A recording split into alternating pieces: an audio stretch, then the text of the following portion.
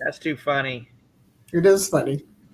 Good afternoon, everyone. Chris Berryman here, coalition builder and founder of Bringing Humanity Together. You know what today is. It is Wonderful Wednesday, another great day to be alive, and another gift not only to receive, but also to give as well. Welcome, everyone. This is Conversation for Humanity. Of course, I will be your host for today's call. This is one of three open forums under the Bringing Humanity Together umbrella where people can discuss topics related to the workplace and humanity in the workplace in a very positive and constructive way. We want to know what the issues that are out there that are facing people today because it's our goal, our mission, our passion, our purpose to both work with employers and employees to bring humanity back to the workforce. And as always, we'll be going live every Tuesday, Wednesday, and Thursday, all at 3 p.m. Eastern Standard Time. Feel free to invite your friends, your coworkers, your fur baby sitting beside you. Say, hey, it's Conversation for Humanity. It's that time. Let's go. Let's go. You know, and we love to even have them on board for a great call because, like I said, our fur babies, they're family. We got to take care of them. So I just love animals so much. But also, more importantly, this week is going to be a unique week for us because Humanity Happy Hour tomorrow will be uniquely different, and I will tell you why at the end of the call. So just stay tuned for that. And as you jump on, feel free to comment where you're actually watching from, whether it be on our Facebook business page or LinkedIn Live, which is my personal page, or on our YouTube channel too as well. Even if you're watching this on the replay, use the hashtag replay and let us know where you're watching from. Please let us know any comments, suggestions, show topics, any of those kind of things. We would love to have that great and engaging conversation with you. So, hello, Miss Sandy. How are you doing today? I'm doing well. It's another sunny day here, Chris, but as I mentioned to you earlier, it's 0 degrees. That is kind of cold. So it's kind of cold out there, but at least it's sunny. So, and it's supposed to stay dry on the weekend. So this is all good because we've got some terrible, terrible stuff going on here where whole towns have been asked to leave. Like there's one small town in the interior of BC called Merritt, has 7,000 people. They all had to evacuate. The town is totally underwater, Chris, totally underwater. And you can't get out of the lower mainland because all the highways are flooded. So you can't go anywhere. And people are stuck in some of these towns because they can't get out because all the roads are flooded and it's terrible. And there were a lot of landslides and there have been people who have died and their cars, went down cliffs. And it was just horrible. And they've had some helicopters taking some people, away. But there's just not much, like there aren't a lot of places to go because most of the towns in the interior are small. So they don't have a lot of accommodation. So some people are sleeping in gyms and, like it's so sad. It's just really sad. But we had over 100 millimeters of rain. And in some places they had 200 or 300 millimeters of rain. So all the rivers have exploded basically. And, Right. in fact, some of the highways have washed out, Chris. There's one highway in the interior. It's called the Coquihalla. And they showed a picture of it. It's half of it is gone. It just Wow. broke and washed away. And a lot of the other highways also have places that are washed out. So, it's going to be months before any of this is sort of back to normal because they've got to do a lot of repairs, but they got to wait until this weather gets a little bit better because you can't even get crews in there to do it because there's, the ground is so wet and everything. They can't do it. So it's very sad, very sad. We haven't had huge issues in Vancouver, but there was a funny thing that happened. There's this huge, I guess it's a barge. It's some huge device that got loose, like from its mooring, and it was floating around. So they closed one of our bridges. Hello, Dan. And Hey, how's it going? that it might bang into the bridge Sorry. and damage the bridge. But in the end, it ended up on a beach. So it's on one of the Vancouver beaches, and it's the responsibility of the owner of this thing to take it away. But that hasn't happened yet. So this thing is sort of sitting on the beach. Right. anyway, so there's another thing that happened, and they were worried that if it got loose, it would bang into the Burrard Street Bridge. So they closed it. They wouldn't let cars go over it. So that means that there's only 2 bridges to downtown. And so that was, it made traffic even worse than normal. So it's just, as I said, every time you turn around, there's some other issue with all this water. Ugh. Right. Well, how are you doing, Dan?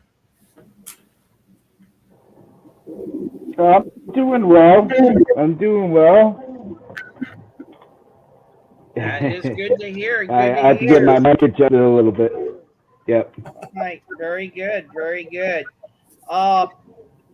Graham, I know you just asked about what going to be the topic of today's call. I really wanted to dive more deeper into future-based language because I thought that would be a great topic to dive more into because when it comes to future-based language, and Carla even looked this up yesterday, but for people who didn't watch yesterday's call, it's generative language, also called future-based language, has the power to create new futures, new visions, and eliminate the blinders that keep people from seeing new possibilities.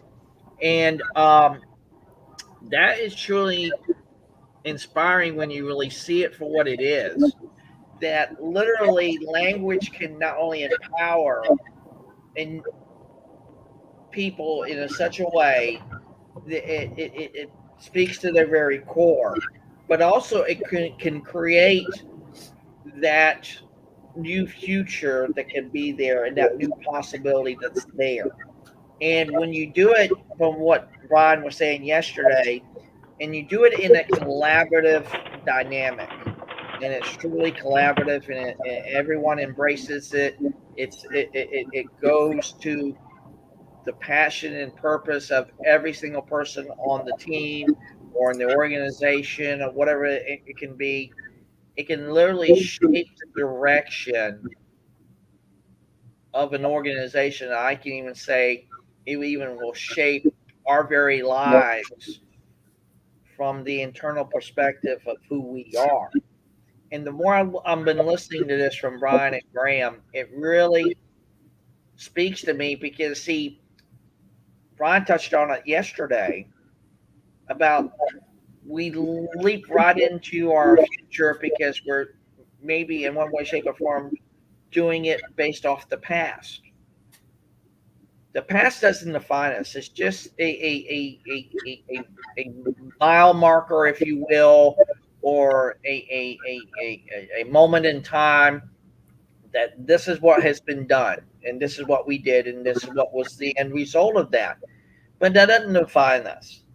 What defines us is us and us alone to such a degree we can literally shape our future not only through the power of language, but our commitment, our intention, our willingness to learn and to grow and go back because Sandy loves this so much. It's one of her favorite things about listen, learn, and lead.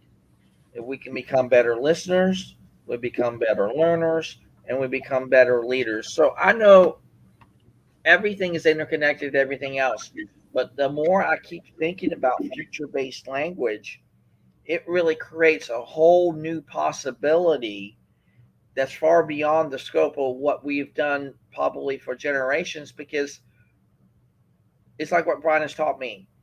Decisions are based in the past, but choices are based in the future. And I truly believe in that.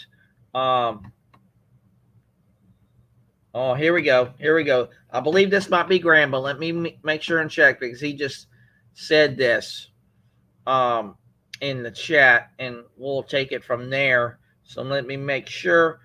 Yeah. How could we or I use future based language to co develop solutions with others or even giving them a platform to create their own future? That is, Graham, that is fantastic. I love that. In fact,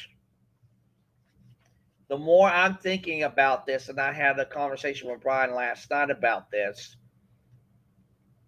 and I'll put it just simply like this, and give you kind of like the 65,000 foot view of all this. To me, bringing humanity together is simply this. I believe it's we can. And I have to bring it up here on my phone because I had it in my phone because I had to get it right because, like I said, it was so powerful. It was just like, wow, I couldn't believe Brian said that to me yesterday. But I have to bring it up. It's like, and he said it like this: consider this. Bringing humanity to the workplace is we are creating work environments people love. That right there to me speaks to the future that is there because if you're giving people the opportunity to create it and that's something that they love, it's like what Brian says many times to me.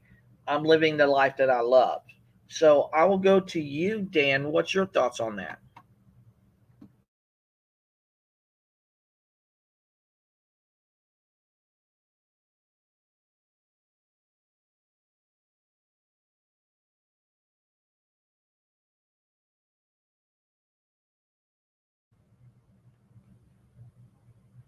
Just hit that little mute button, then you'll be good to go.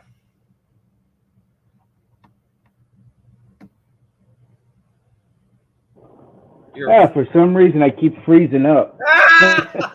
That's the way technology works. No worries, no worries. So what's your Yeah. thought? Yeah,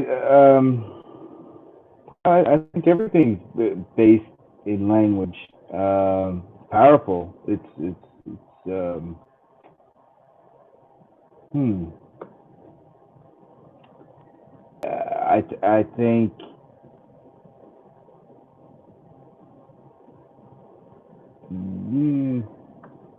I don't know. I'm gonna take a minute to ponder about that one. Sandy, what's your thoughts while I Dan had a thinks? hard. Yes, sir. I really agreed with Brian yesterday that, we need to not hide behind our fear and that line that we draw in the sand because we don't want to move forward with change or with anything new. I think we need to put all that away, jump past our fear, and move into the future because there are a lot of opportunities that get missed when people hide behind their fear or hide behind that line that they draw in the sand that they don't want to cross over. And I think that people, especially in a group when we collaborate and we talk about what we can possibly do in our organization to move it forward and make it better and so on and so forth, then we're not talking about the past. We are talking about the future and how we are going to move the organization forward and what we are going to do to make that happen. And I think when we do that, it's just so much better than people standing behind their fear and worrying about failure. And a lot of times failure is an opportunity to learn something. You don't need to worry about failing. It just it is what it is. And we wouldn't have airplanes because the Wright brothers, I'm sure, made lots of mistakes when they were trying to put together an airplane, but they just kept moving forward and trying other things until they got it off the ground. So I think that for all of us, that's what we have to do. I mean, it might not work out the very first time we try, but that doesn't mean that we should stop trying. It means that we should just try something else. And I think that when people are open to trying new things and moving forward with different ideas, then we have something really good going. And it can also be fun. Why can't we have some fun with stuff? Life is too Yeah, short. yeah, Have and some fun. yeah, yeah. I believe in that, and I will go back to what Graham was talking about, and I want to get both of your thoughts on it. Future-based learning to co-develop solutions, or even giving them a platform to create their own future. Now, what what comes to you when you hear that, Dan? When you hear that?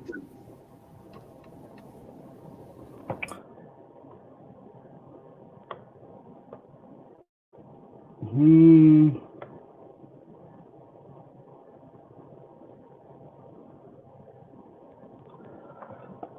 Um. Can you say it again? I'm sorry. Yeah, I could read it here.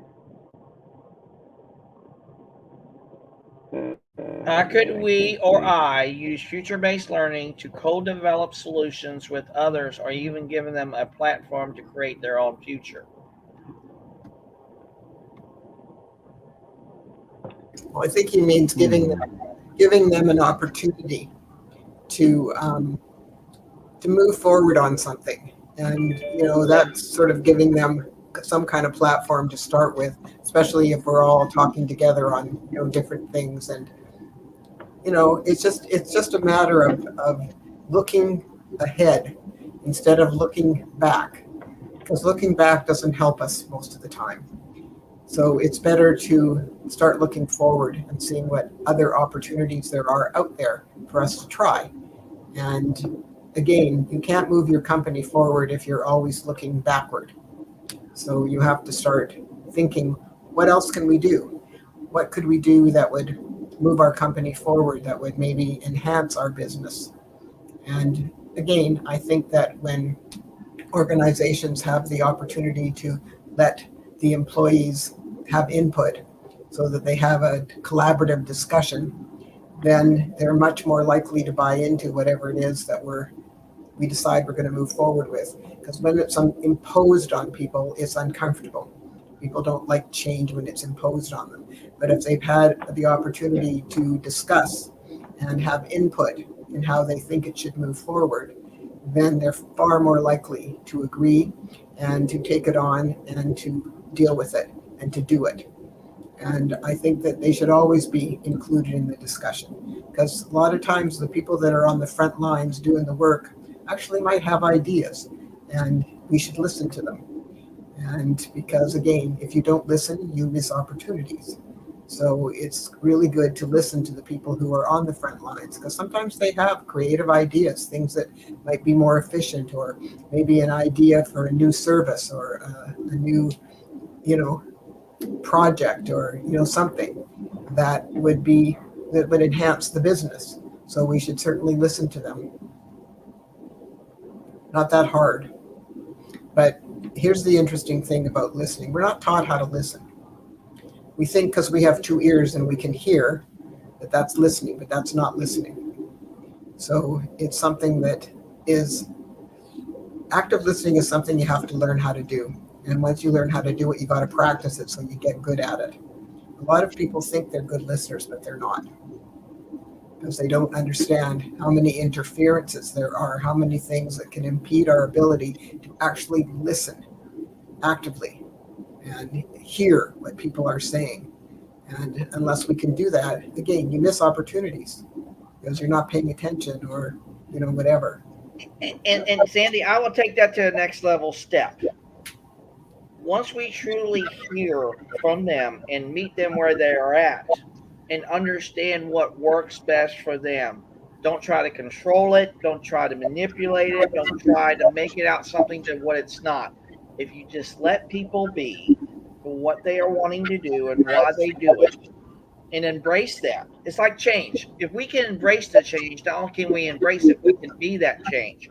We can literally decide our own futures the way we see fit, not what someone else thinks about us or what they say that we can or cannot do. We can literally shape that ourselves. But what's the most powerful thing is like what Graham was saying here about giving the opportunity to co-develop solutions or even giving them the platform to create their own future. The way I look to it, it's almost like the hero's journey, and this is the way that I view it. The hero's journey is basically in its simplest form. The way I equate it, it's like I'm a big Star Wars fan. I love Star Wars through and through. Love it. It's almost like you can't have an Obi-Wan without a Luke. Luke can't be the Jedi he was meant to be if he can't learn from Obi-Wan. Just like Obi-Wan can't pass on of what he can learn, or what he has learned, onto the next generation without Luke. Same thing in everything that we do in life. There is that interconnectedness that it's like yin and yang. You can't have the yin without the yang. It's there. But when it comes to that future-based dynamic from the power of language, when you do see that, hey, I am the Obi-Wan and he is Luke, how can I use language in such a way that empowers, uplifts, literally co-creates the dynamic that's so enticing and so inviting, uh, that it really speaks to everybody. And I believe this is from Graham, but we'll see here. I'm going to check the live stream feed and make sure it is, um, because Graham's always got some good Grahamisms. Yeah, Graham says I am practicing. I don't know how you pronounce it. I would think it would be deja vu, but it's not deja vu. But finding it difficult to master as I get overloaded with filters and thoughts from the past, and he even has a link in there to go to that. In fact, I'm not even going to click on it. A more beautiful question: the power of. In fact, I'll even bring it up on the screen. And thank you, Graham, for sharing this with us. So I'm going to pull it up on, share it with the screen. Hold on, cancel that, put that out there. Share screen. And share Chrome tab, the power. And this is what Graham just now shared with us. Can a shift in perspective help us become better questioners? And I guess it is deja vu, I guess, if you would. It says, we've all heard of deja vu, the sensation when you get in a strange place or circumstance, yet somehow feels like you've been there before. But let's reverse that. Suppose you're in a situation that is very familiar. Perhaps you're driving to work or doing something else that you've done hundreds of times before, and you suddenly feel like you're experiencing something completely new. This is deja vu. Okay. Oh, I guess you do it the other way around. That's the way it's worded in here. And it could be the key to becoming a better questioner and a more creative, innovative thinker. And it I did not know that there was a counter intuitive to deja vu. So I can see that now. See, if you have deja vu, you're thinking that you're already have been there once before, but if you're already in that particular, it's just like being in the present. If I'm already in the present, then how can I seek out my future if that's something coming to me as brand new? Then it is that very future because it's already it's almost like the here and now is here and now. The future is 1 minute or 1 second there. So it's moved. So if I'm in the present, my future literally has moved 1 second at a time. So that's the way it shows up to me. Graham, Brian, I know you would love to get more involved in this, but that was just kind of cool. I did not know deja vu and the yeah, and Graham just said it is the opposite of deja vu. So I was right. So there is even a yin and yang component to deja vu. So that's something new. I've learned something new today. So I like that. So let me ask you this then, Dan, which I'm sure you've experienced deja vu moments, but have you ever experienced a moment that was something that you were doing, like I said in the article, that something you're already done thousands of times, but something new comes out of that? Have you ever been in something like that before? Oh, sure. Happens a lot. Yeah, happens a lot, especially um, from a perspective standpoint. Is really the most powerful part of deja vu, I think, because if you have a positive outlook, then what you've done in the past, you may have occurred again, and you look at it in a positive light. But if you have a negative perspective and it keeps happening, then you're going to look at it in a very negative light. So it's really probably the headspace you're in at the time, and also your perspective of your past. But yeah, it happens a lot. On some things, it's definitely been a deja vu that was, happened a bunch, and wasn't good. So something triggered that it's not good, and I'm going to move forward and work on it. But then there's other things, deja vu, that were really nice. And it's like, oh, okay, this is good. I'll try this again. Or what did I do to get to this point? What can I do to make it happen again, to be that positive? So, yeah, for me, it happens a lot. I think because I could do the same thing. I guess everybody does, right? But, a creature of habit. So, yeah, it does. It happens a lot. And for the most part, I think for me personally, it's positive. But there definitely are times where it's negative. Yeah. What say you, Sandy? Well, again, I've told you this before, Chris. I don't like being a robot, and I get bored when stuff is always the same. So I'm always quite keen to try something new and to do something in a different way and so on and so forth, because I seriously, I get bored, especially when, you're just a robot and you do everything the same over and over and over again. To me, that's not very much fun. It's just kind of dull.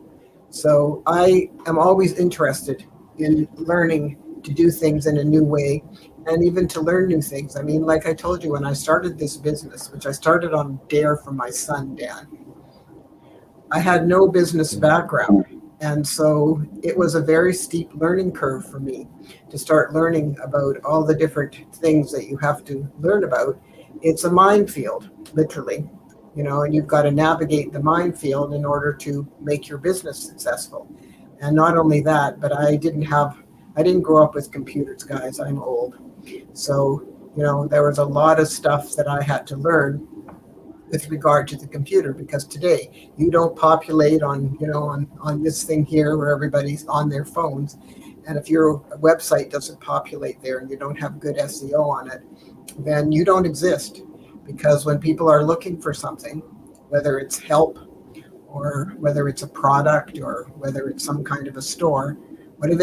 They Google it.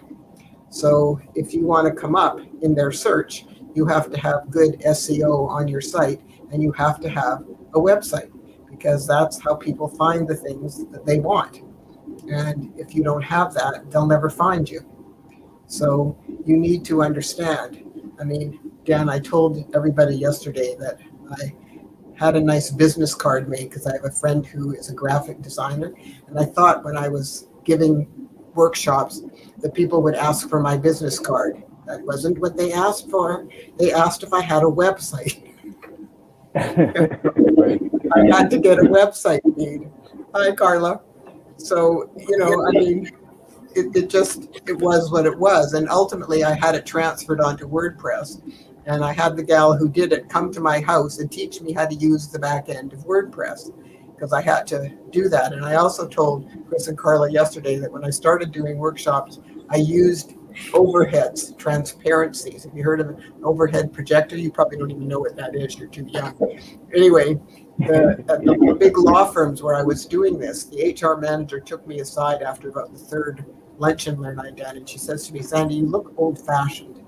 You need to learn PowerPoint." And I looked at her and I said, "What's PowerPoint?" I didn't even know what it was, Dan. So, you have to learn things. And for me, I kind of like it. I kind of think it's fun having to learn new things. And I think it's interesting. It's also good for the human brain, because our brains are designed to create new neurons, new brain cells, as long as we're alive. But only if we challenge it to open new neural pathways. So if you're a robot and you do everything the same all the time, it's actually not that healthy for your brain. So it's good to learn new things and to learn to do things in a different way it's actually healthy for your brain. It keeps your brain sharper. So that's one of the reasons why I do what I do, because I had another profession. I'm a dental hygienist and I practiced clinical dental hygiene for over 40 years, but I have a degree in education. And I was trained to be a leadership trainer by a volunteer organization. And my son dared me to turn it into a business. Gotta love your kids, Dad. I came over the weekend. He said, Mom, you're really good at this. You should do it for real. And I looked at him and I said, I do this for real. He said, no, for money. So Miss Carla, we're glad that you're here. We're so glad that you're part of this great discussion yet again. But this is what Graham said a few minutes ago, and I wanted to get your take on it. Graham said this: how could we, or I, use future-based learning to co-develop solutions with others, or even giving them a platform to create their own future? What do you think about when you hear that from Graham? I think of it in terms of helping someone cast a vision on what they're looking for and helping them kind of talk it out and what they're looking for. You know, for years, companies started doing vision statements and mission statements, and that's the same thing as future-based language. What do you want the future of your company to look like? What is it you're going to stand for? And that's all future-based. And I think, you know, if it's somebody that's wanting to grow a business, you know, you talk to them about what they're looking for, what they want their services to be, what are they going to stand for? Who might their target audience be if it's going to be something really, you know, specific? And it's just brainstorming with them to figure out what the future is going to look like, whether you're doing it for yourself or like you and I talking about whatever, developing X, Y, and Z. That's all future-based language that we're talking about what we want things to look like in the future. Right. And I totally agree with that. I do. And I'm going to put this in the comments for people to think about. Because I truly believe it's powerful, and it came from Brian when I had a conversation with him yesterday. And I believe it's truly inspiring from a future-based language standpoint is when he said this to me yesterday. We are creating work environments people love. Mm-hmm. Now think about that. Not only is that a purpose statement and it's decorative in nature, but it can create a future for you that you can love. Because if you're like what Graham said about co-creation and creating the future on that platform with them, it's like building a bridge. If you build a bridge with them, then they're going to have a vested interest not only in their future, you also have a vested interest in their future too as well, as in turn with you. So when I thought about that, I'm thinking, my God, that is so simple. We are creating the environments people love.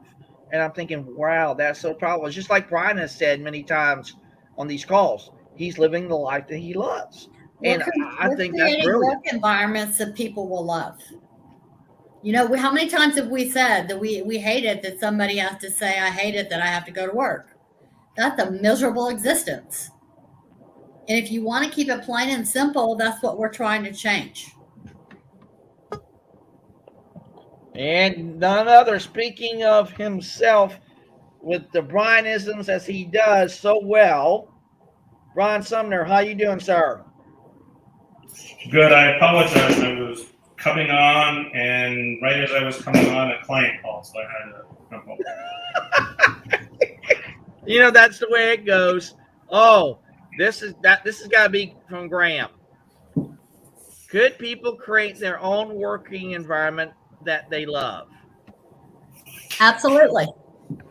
I agree. I don't see why not. But they would have to collaborate and decide how that was going to work. And again, the leadership has to listen. If they're not listening, it's not going to happen. They need to support them. Because again, we've talked about this before. Why do you care how a person goes from A to B? I mean, as long as they accomplish what you expect them to accomplish and it's done within the time frame that you would like to have it done, why do you care how they do it? I don't understand why people like it has to be my way. Well, I'm sorry, it doesn't have to be your way. If they have a way of doing it that's comfortable for them and they can still get the results, why do we care how they're doing it? To me, that doesn't make any sense at all.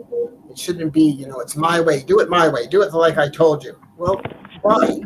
Especially if someone isn't comfortable doing it that Oh, way, you but did? they've got a way Okay. that they are Do you comfortable like with, it? then why wouldn't you, allow them to do that?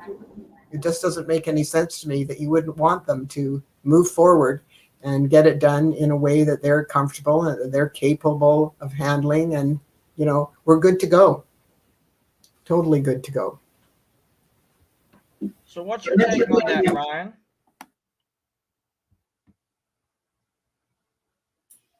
Yeah, I mean, people believe company culture is important to. I've always kind of wondered, what's the necessity that we have of living in kind of stage 3, that I'm great, you suck, type of thing, that we impose our own beliefs on others. Just because we do it a certain way or we live a certain way, or but that's the world we live in. It's been that way since the beginning. There's always been people who think they know better than everyone else, and sometimes they do, sometimes they don't. But and it's kind of that's what we deal with all the time. So I did not know that there's a counter side of, I guess, Deja Vu, and Graham actually put the link for, I guess, some really good article. How did that come to be? How do you pronounce that? He sent it to me the other day. I haven't had a chance to finish going through it, so I can't. Yeah, it's the opposite of Deja Vu, but how do you say it? I don't know. Oh, I don't know. But I did not know that. That was kind of insightful, that when you think about it, there's Deja Vu and there's this. So they're in relevance to one another. So that was pretty, and it goes back. In fact, I will go back to the link and pull back up what it is from A More Beautiful Question, the power of VUJA-D, which is the opposite of Deja Vu. And here it is. But this is what it said. It says this. Can a shift in perspective help us to become better questioners? And it will go back into the piece here where it says, but let's reverse that for a second.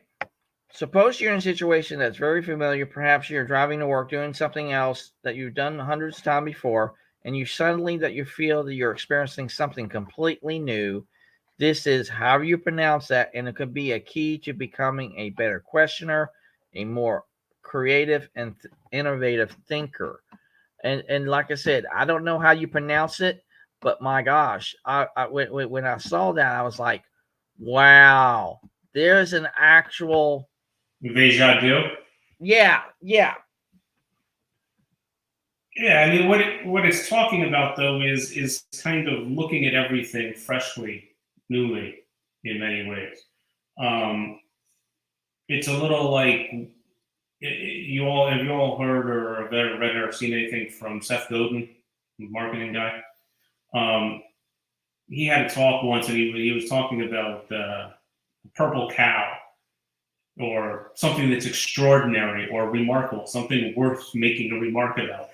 That if you drive by and you see a purple cow, you're going to stop because it's unique, it's different, you've never seen it. But if every cow was purple, after a while you would stop paying attention to the cows. So what we tend to do is we go through most of our work and most of the things, and we categorize things and generalize, and we assume everything exactly the same as everything else, and we stop looking at it like a child does in many ways.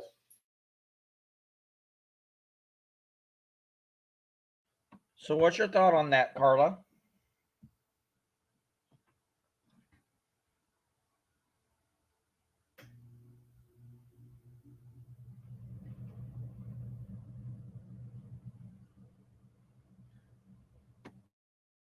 You're on mute.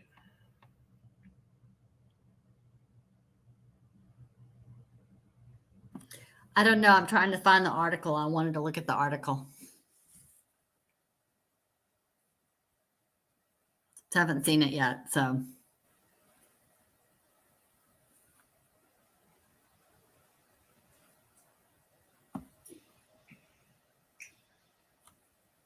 What do you think?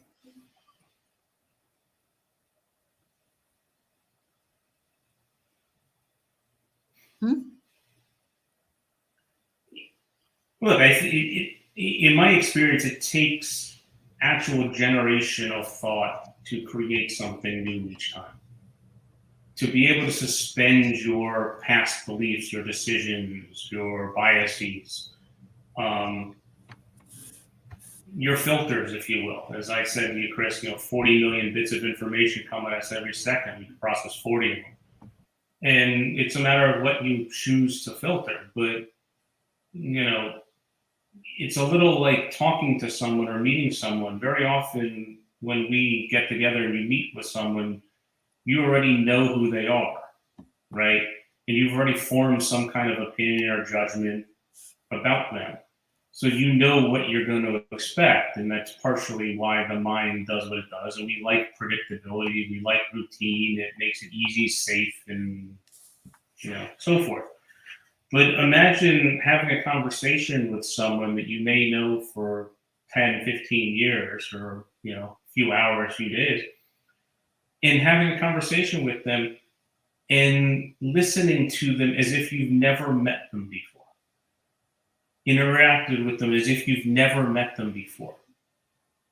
That's, I think, what that article kind of gets a little bit too, that it allows you to transform your relationships, your interactions with them, that you don't have the default past that you've brought with you. You've left it behind and you're starting new, right? As we've talked about, it's kind of the creation from nothing. Well, in order to have nothing, you have to wipe the proverbial slate clean, but we don't do that. People don't enter into situations with clean slates. People enter situations with all of their baggage with them. Whether they recognize they have the baggage or not, they have baggage. And until they recognize it, they can't get rid of it. Right? It's a little like, I choose chaos. Well, until I can actually accept and recognize chaos, I can't make a choice with something that is chaos. So it's the same concept as I've talked about with authenticity, right? The buzzword that all these people love, authenticity. Ooh. Well, you can't be authentic without recognizing your inauthenticity. So until I recognize, or you recognize how inauthentic you are, you can't choose to be authentic. But this is where learning and creativity and all these other things come into play. And it's a little like future-based language, as we've talked about. It's the generation of language from nothing. But you can't have nothing if you're looking at the past and you're manipulating changing circumstances and situations and ourselves and others and all these wonderful things, right? I mean, your default future is basically what will happen if nothing unexpected comes along. And an invented or future that is generative from future-based language is what will we make happen regardless of what comes along, that you're replacing the default future with. Like, in other words, if we don't want this future, what do we want instead? And it's not just, well, I don't really want this. It's hell no, I don't want this. And you absolutely move on from this past that really has no bearing on it. Which is why I say most of the way in which we go about change makes zero difference. It's more, better, different of what came before. It's just changing circumstances manipulate stuff, but you're still using what came before. So it's really getting clear that you have to find a way to get rid of the filters and clear out. One way I've heard it described is throw out the trash. Get rid of it all. Like, it's not necessary. Like, it's there, but okay, great. But most people don't recognize that you have a choice in the matter.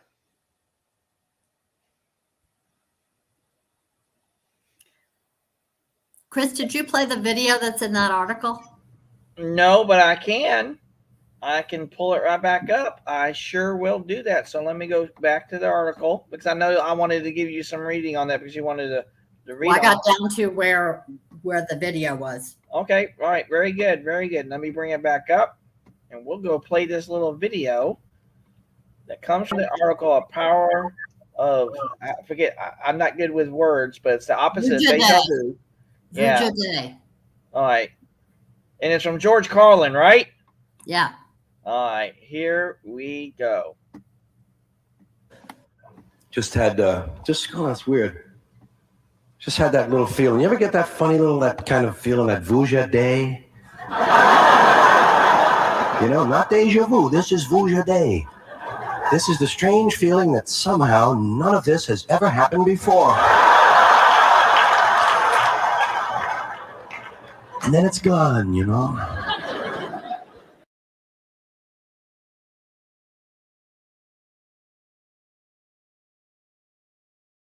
That was short.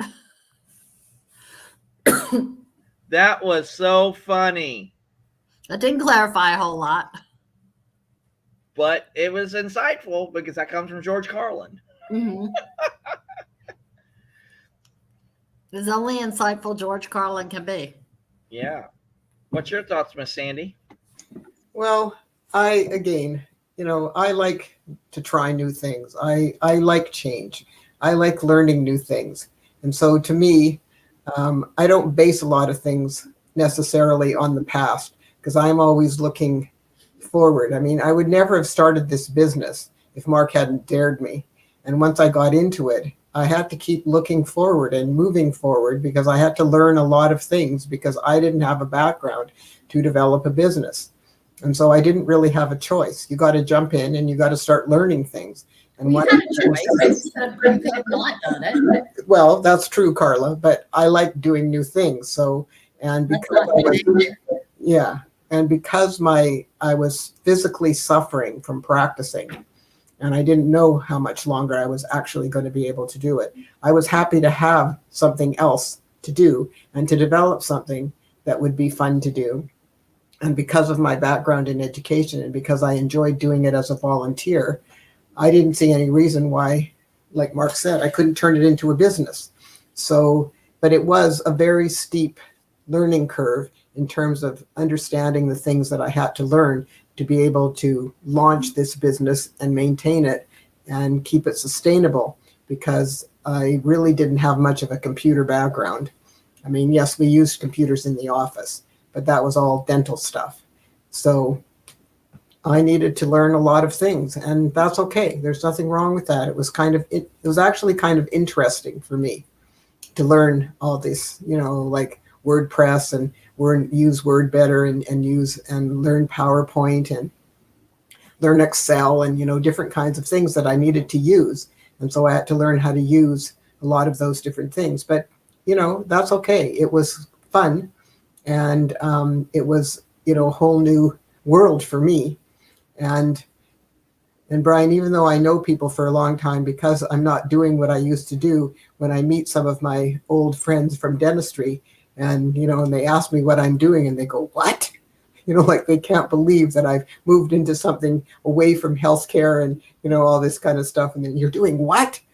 So, so it's just a matter of, yeah, I mean, you kind of reinvent yourself because you don't have a choice if you've gone into something entirely different. And I tell people, I don't really miss cleaning teeth.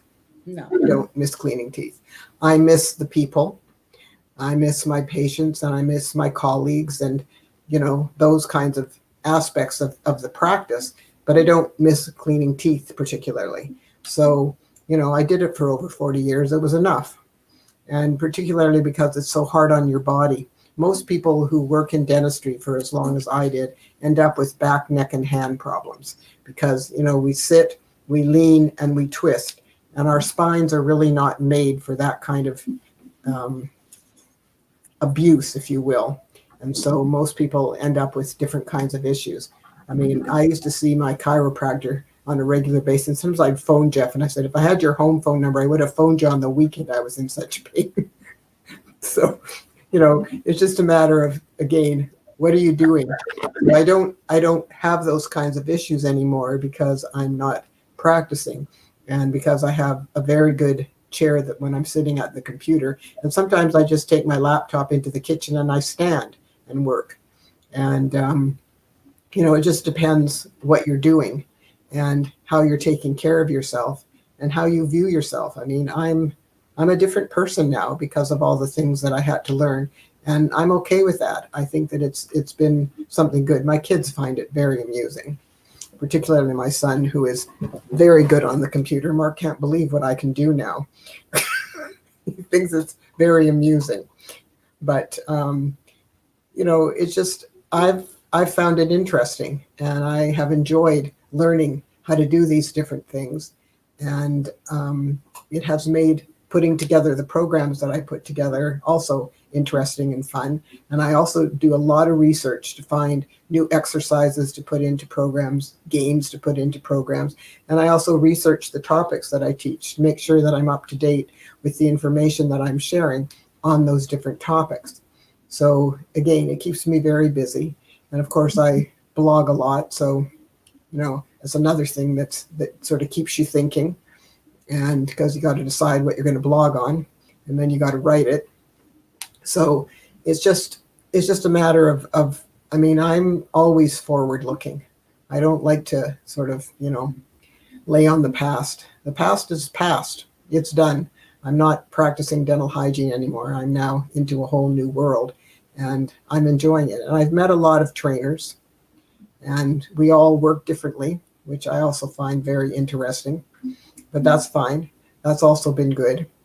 And I've met lots of wonderful people doing this kind of work.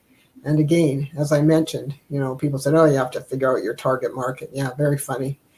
I have, I work with every industry you can imagine, because if you have people, you have problems. It's just how it works. And that's the reason why, Chris, this business is going to take off, because very few businesses, some do, but not that many, have good internal cultures. And they don't, because the leadership hasn't developed it. They haven't focused on it. They haven't decided that that was something important. And so they don't have good cultures. And if they don't, they have a lot of turnover, and they have a lot of sickness, different kinds of things. Because when people, oh, I got to go to work again, when we hate our job, it's not really a good place to be. And I'm sure there are way more mistakes made and all those kind of things because people don't enjoy what they're doing. But if you have a good culture and people are enjoying their work and like to go to work because they have, different responsibilities, sometimes, as they grow their skill set and so on. And that's where the support piece comes in, where companies should be investing in their people, providing them with new skills and enhancing the ones they have, so that they can continue to grow and engage in different ways. And as long as they're accountable and own what they do, then it doesn't matter. It's fine. And it should be something that's an important part of a culture. I mean, I told you that, when I worked for my dad, of course, as a hygienist and as a dentist, you have to maintain your license by doing a certain number of continuing ed hours every year. And if you don't, you have to take a new exam. Nobody wants to do that.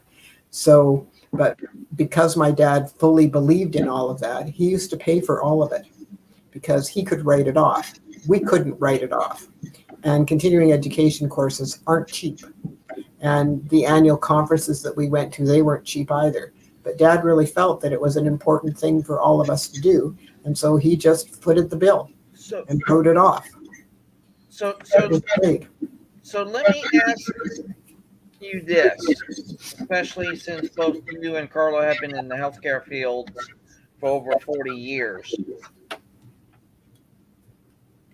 In the time that you worked, especially as a nurse, Carla, could you see the potential of future-based language really impacting the office in a better way than what was being done for the time that you saw there? Could that be an actual avenue from not only a leadership standpoint, but also the human connector standpoint? Could that literally change to how the office worked? Yeah, sure, because you're making changes to improve the workplace and maybe making suggestions for change and working together to create those, to say, you know, if we make changes X, Y, and Z because this is a problem, look at how much better things are going to be in the office, and you're casting that vision of what the future is going to look like. To Sandy's point, and I think Brian may agree with this or have an opinion, whatever. I think you can still have a great work culture, and you're still going to have people that are just miserable because that's their perception of the world. And so it's really not right to think that, well, we're just going to go in and change the culture and everyone's going to be happy. You're still going to have people that are not going to be happy no matter what. I mean, I've worked in work situations like that where we've had a great culture and everybody worked together. And then you had those outliers they're not even happy that the sun's up and it's sunshiny today, let alone happy at work. Those people, Carla, are just negative people. Right. As you and I have said before, we don't like being around negative people. Mm-mm. They never find the good in anything. Oh, no. Because all they do is find negative stuff in everything. And they're just not very much fun to be around. It's way better to be around positive people because they will find positivity in things. And then, it's just, and they're better problem solvers too. So it's just a matter of picking, maybe picking better employees in terms of, and these people that are negative and are not having a good time, maybe it's time to say goodbye. Yeah. Maybe they just don't belong there and they should be somewhere else because it's depressing to be around those kind of people. They're just They weigh you down. Yeah, they do. They pull you down. So it's better to be surrounded by people who are positive and who are eager to move forward and to do better things and so on and so forth. And it's also more fun. I mean, as I said, when my dad ran the practice, we actually had fun in the dental office. I know that may sound very strange to a lot of people, but we actually had fun because we supported each other. We all liked each other. We wanted to help each other. And our main concern was to make sure that our patients were getting the very best possible care that they could get from all of us. And so that was, our main focus and our main goal. And it was something that was very important to each and every one of us. And I remember one time when we were looking for somebody new and this woman came in and they interviewed her. And then, as she was walking out, she said, I've never been in a dental office where all of you are laughing and having fun. It's weird, So I said to the receptionist, we're not hiring her. No, we can't handle fun. No. I mean, we don't want her in here because if she doesn't want to have fun. And the other thing that made it better was because people, when they come to the dentist, are often anxious and stressed out. Because as I told you before, they look at the dentist. As we go to the dentist, they hurt us and we pay.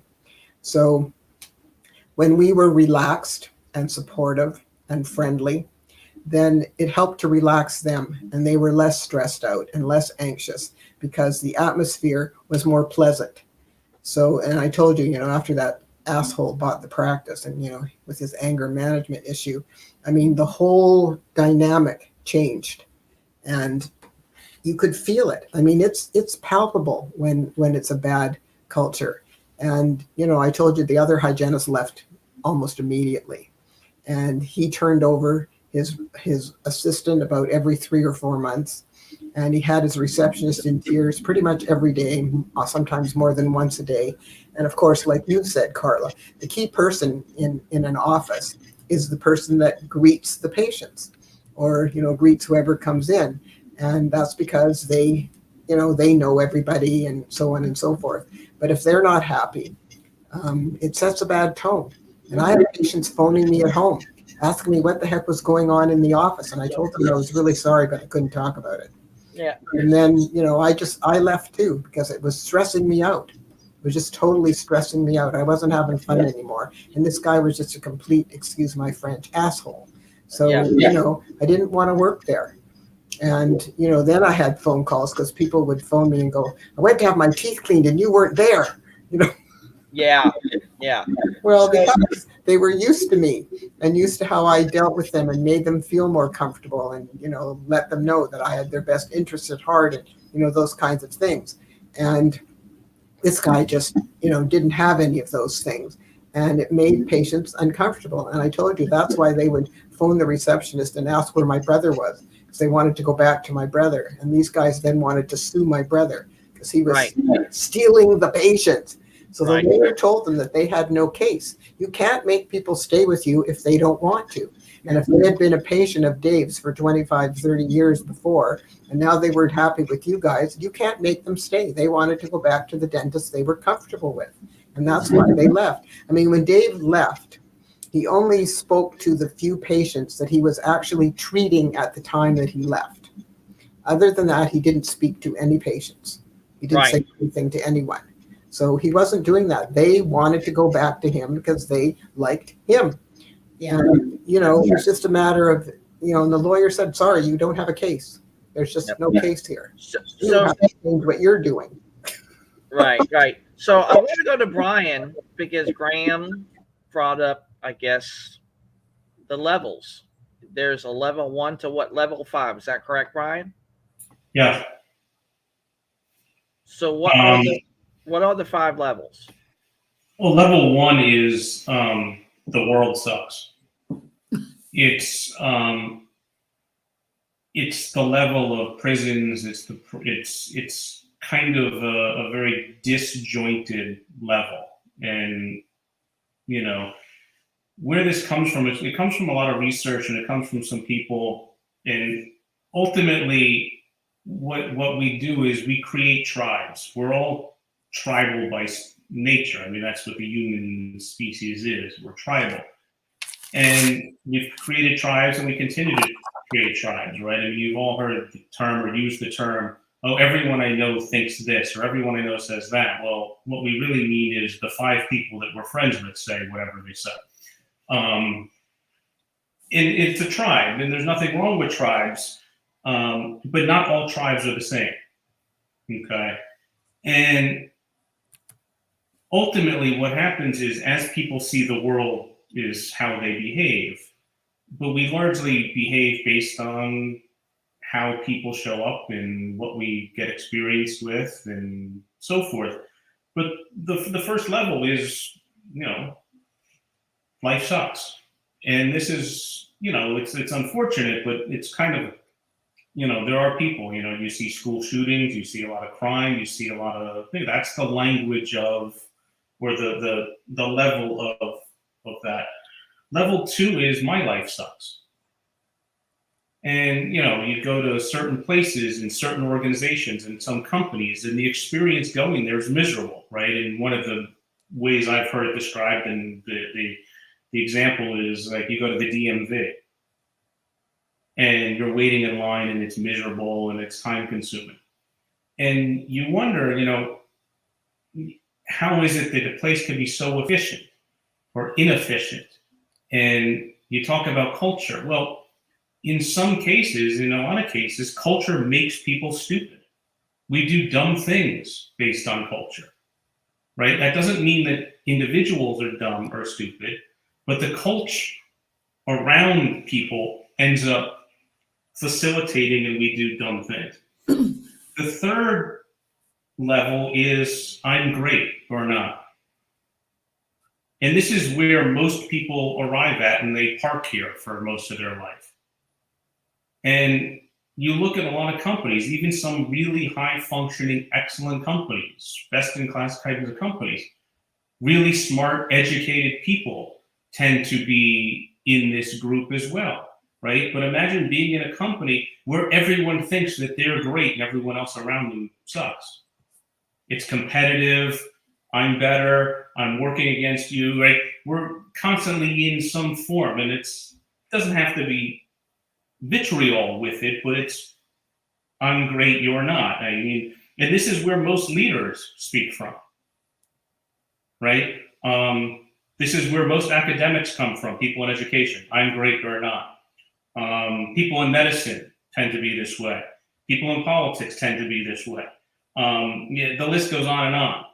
And there's nothing wrong with it. I'm just highlighting the different thing.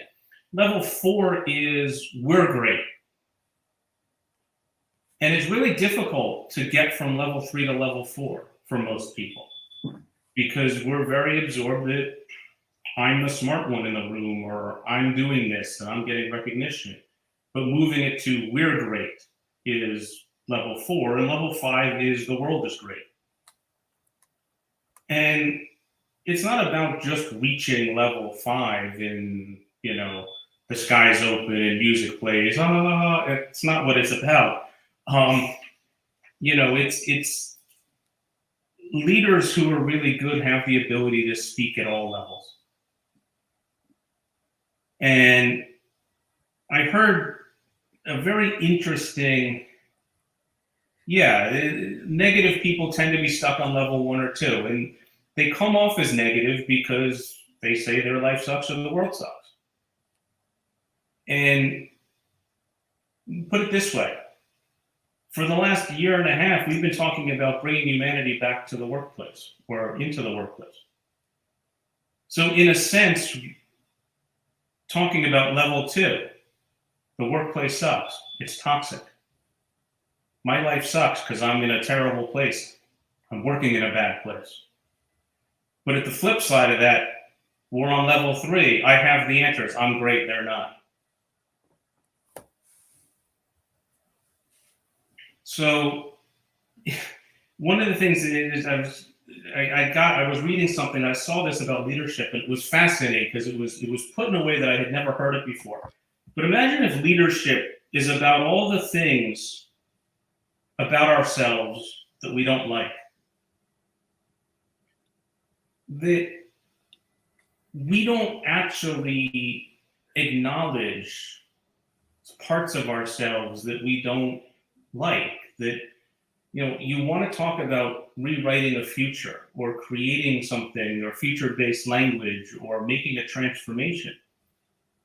What we tend to do is we look behind and we throw away all this stuff. Oh, it's terrible. But my point is, we don't ever actually acknowledge that what came before. We can thank it. And we were talking about this the other day, Carla, with golf, of negative thoughts that come into your head that you stand up and know I'm going to make a mistake.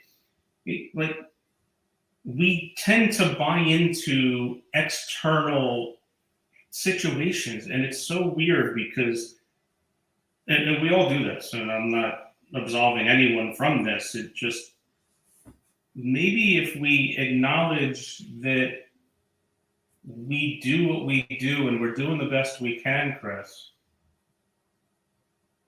and you say thanks, that's awesome, and then you move forward from there at some level. So rewriting our futures, as we come back to that really quickly, one of the things to do from an invented future, right? I mean, we look at where our future may be and we say we don't want to go there. But you have to acknowledge and articulate to yourself and everyone in your organization what the default future looks like. And if you get everyone to buy into and agree that that's what the default future might look like, and you get everyone to say, hell no, that's not where we're going, you can then create something new. So as much as we like to give credit to leaders as the ones who should be the ones telling us what to do, and we look to them for the answers and we think that that's their job, no, I don't think that's their job at all. I think their job is to create a conversation that allows for leadership to occur, to create a space where we can have a clearing, where there's nothing there. And you can create something out of that nothing. I think that's really where leaders are, that the ability to talk on level 5 to 1 and have communication with everyone. Because not everyone, as you said, negative people, not everyone's going to look at the world the same. Not everyone's going to be happy. And as Carla mentioned, just because you think you have a good culture doesn't mean everyone's going to like it. Just because you think you have a really cool vision statement doesn't mean everyone's going to buy into it, as we talked about yesterday. So I think that the best leaders have the ability to master language and can fluctuate between levels, 1 through 5. Because there are people who think life sucks and the world sucks. I mean, you've talked to people over the last 20 months, there's a lot of people who say the world is going to hell in a handbasket. And from their perspective, that's exactly how it shows up, right? There's other people who say, oh, my life sucks because I can't do this, I can't do that, or I'm not allowed to do this, or the situations are doing this, and they're the victim of, external events. Then there are people who think they're great, I know, and such. I mean, look at current politicians. They all think they're smarter than everyone else. Medical people think they're smarter than everyone else. And then there's people who are in level 4, where, we're all great. And then there's some people who think the world's great. So I think it's just a matter of, listening to people in a kind of a way that allows for you to communicate back and forth. But, it's unique. That it is, Brian, and I've learned so much from you on this, and I greatly appreciate it. So let's go to our final thoughts and call to action. And we have to say yet again, Miss Carla, hope you and Jim have a fantastic vacation. We'll miss you tomorrow on Humanity Happy Hour. We're so thankful and honored that you're a part of this, and we are so truly indebted to you. So what will be your final thoughts and call to action, Miss Carla? Well, I find these 5 levels very interesting, and I think that it's important that as a leader that you need to know where people are in the spectrum of how they view life, how they view themselves, how they think that they may think that they're great and other people suck, or they might think that the world is great or they're great, but just really know where people are coming from. And I think that'll give you a lot of insight on how to meet them where they're at and encourage them to step up and be part of a team. I totally agree with that 100%. Miss Sandy. Well, I agree with Carla. I think you've got to know where your people stand. And like you said many times, Chris, you've got to go to where they're at. And if you can do that, you have a far better chance of getting them on board and helping them than just, telling them how they have to do things and so on and so forth. I think it's a matter, again, of allowing more collaboration in terms of how we move forward with things and let people have their say. And in some cases, let them do how they want to do it. I mean, again, I don't know why people would care. But I think that, the bottom line is, and you've said this many times yourself, Chris, you got to be nice to people, and if you're nice and, like you say, if I help you and you help me, then we help we. So it's a matter of being supportive and being helpful and listening very carefully to what people have to say. And if you can do that, you can actually learn what they're looking for and what would make them happy. And then you have a better chance of being successful with them. But if you don't listen, you can't learn. And if you can't learn and listen, you're going to have a hard time leading. You really are, because you're not going to know what people are looking for or what they want or how they want to do it or anything else. So it's very important to listen to your people and to support them. And if you can do that, you will have a good team. Absolutely. But as Brian says, a lot of leaders don't do that. Exactly. They just don't. They just want it their way or the highway, and if you don't fit in, you're done. Exactly. Well, here's Graham's call to action. This is from Graham. Continuing listening into the calls as they help me find clarity. Thank you all involved. And that is so that is the only thing you can do. You just have to be open to the opportunity, and I truly believe that, Graham. I greatly appreciate you. Brian, your call to action, your final thoughts. A call to action would be for people to identify what their values are, what's important to them. And that's ultimately, in my experience, more important than having a good mission or a vision or goals and objectives. What's important to you in terms of a business, in terms of your life, of what you're looking to do, and then you can create a plan from there. Yes. And I want to dive deep into that next Tuesday. So this will be something for us to think about. Until then, what are our values? And let's dive into that just for a little bit on the call for next Tuesday with Sharing Care. But for me, my call to action will be simply this: embrace the opportunities that has been given to us, and use through the power of language or even a state of being the possibility of something to what can be and what can turn into be if we allow that to occur. This is like what Brian has taught me so well in. If we come into a conversation or come into an opportunity and just let things be for what they are, there can be even a point of transformation that comes out of that, and that literally comes out of nothing. And you're generating it together. And that's how true collaboration starts and thrives, from that very point. And I truly believe in that. So we'll talk about that when it comes to our values on Sharing Care on Tuesday. But think about that. We'll dive deep into that. But Miss Carla, again, happy anniversary. Hope you and Jim have a great time vacationing, and we'll see everybody tomorrow for Humanity Happy Hour. All right? You guys have a great day. Make it your day. Carla, is your anniversary tomorrow or is it Friday? It's Friday. Okay. Well, you have fun. Enjoy your little golf holiday. Okay. All right. Bye-bye.